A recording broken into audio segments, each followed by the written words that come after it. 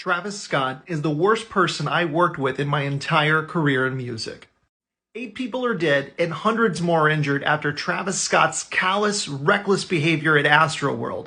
And I hate to be the one saying this, but I saw this coming and I tried to tell everyone. The story that D-Dot is telling is true. I'm Travis Scott's former manager. I'm the one who had a seizure, and I'm the one that he left for dead in a basement in Los Angeles. I originally told my account in 2013, and then it recirculated on Reddit about 6 years ago. The stories coming out of Astroworld and all the videos documenting the evidence are quite clear, and they align with what I know about Travis Scott. When he sees people in harm or danger, he tends to only continue thinking about himself. And to make it worse, he's been doing this for years at other concerts.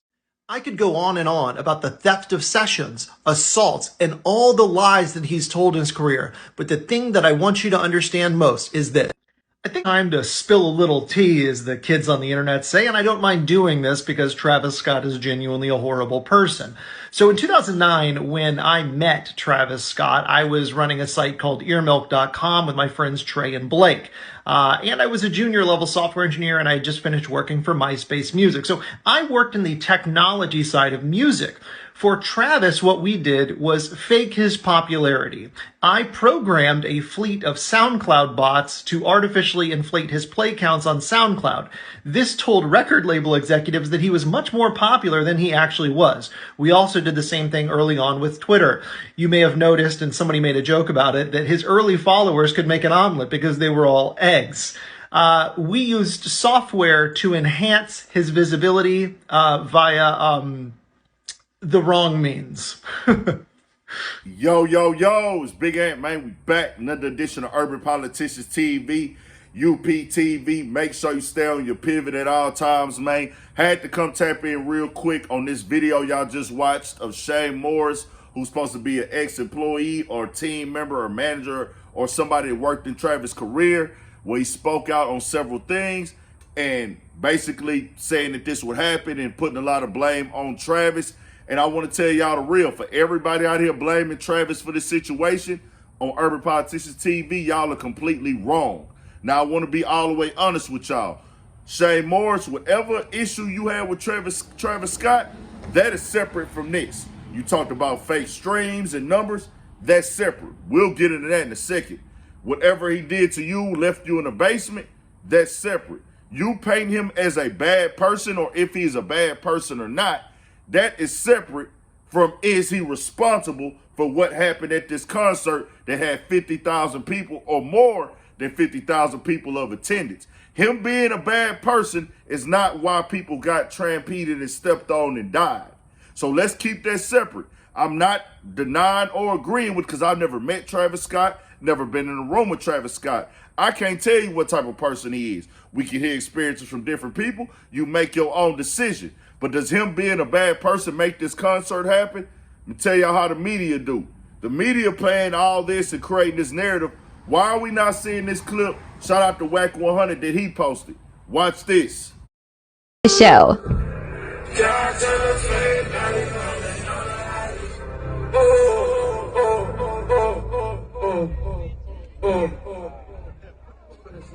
We need somebody to help him. Somebody pass out right here.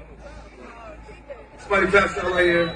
Hold on, don't touch him, don't touch him. Everybody just back up. Right here. Hold on, don't touch him, don't touch him. Everybody just back up. Security, somebody help jump in real quick. Keep going. Just ready. Somebody jump in. Come on. Security, get in there. Let's get in there. Let's get in there. Why is nobody talking about that clip? They talked about Travis. Why you didn't stop the show? You didn't care about the fans.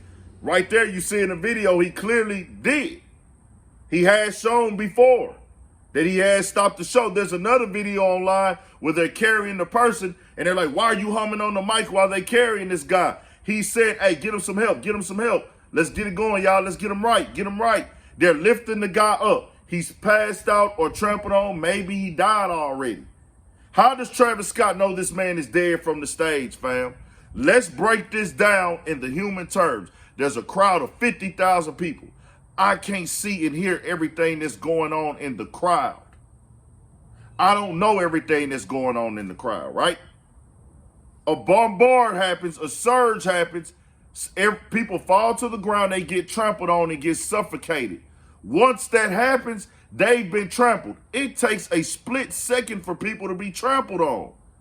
How do we, in that split second, how do I know I need to stop my show and end the concert with these people trampled on? Be realistic, fam. It's 50,000 people here. How in the split second of somebody it takes for somebody to be trampled on, just like it takes a split second for somebody to be shot. Just like if a fight breaks out, it takes a split second for somebody to get hit. How do I know to stop the show already when they've been trampled on? How do we get this through the crowd, to security, to the fans? It's already happened.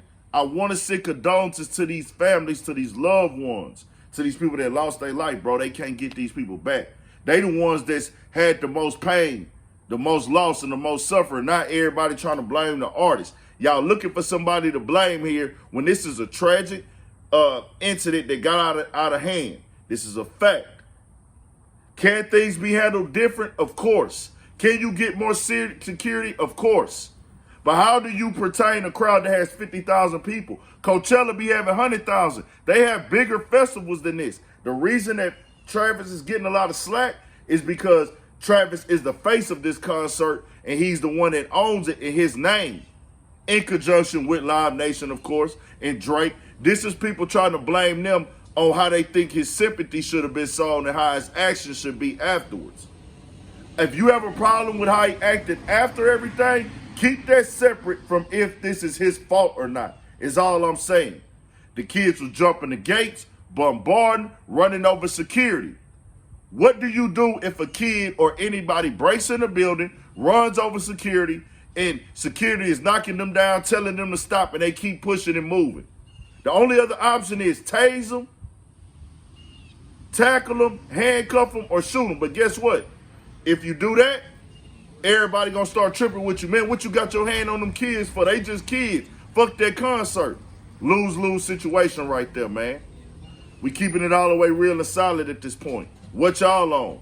Now, when it comes to the fake streams, like the manager said, maybe you did, but guess what? That's the game. That's what everybody does. This is not nothing new.